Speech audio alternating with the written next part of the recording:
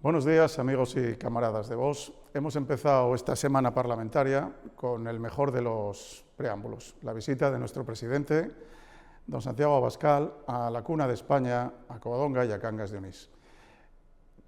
Ha sido, en mi entender, un impacto político empezar el curso parlamentario donde otros, y sobre todo políticos asturianos, no han querido hacerlo, que es asistiendo a presentar nuestros respetos a la Virgen de Covadonga.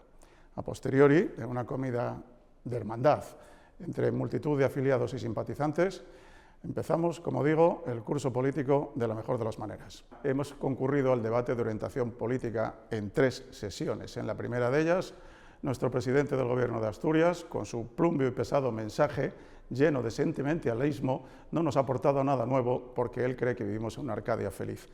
Incluso en los turnos de réplica llegó a los ataques personales. El debate alcanzó mucha más enjundia política en días posteriores, cuando los demás portavoces aportaron sus propuestas y sus enmiendas al texto original. Entre ellos, nuestra portavoz, Carolina López, defendió con profundidad los temas a los que siempre concurrimos, como es la defensa de la ganadería, del campo, de las pesquerías, luchar contra la inmigración ilegal, que no contra la legal, y, una vez más, llamar profundamente la atención sobre el problema de las listas de espera y el estado catastrófico de los establecimientos de residencias de ancianos.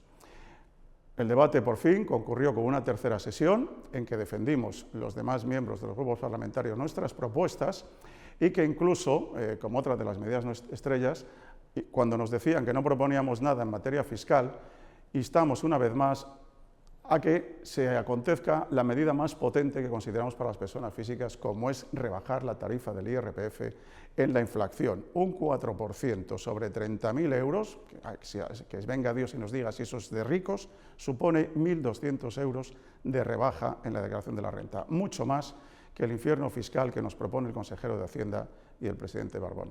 Seguiremos luchando por los intereses de los ciudadanos.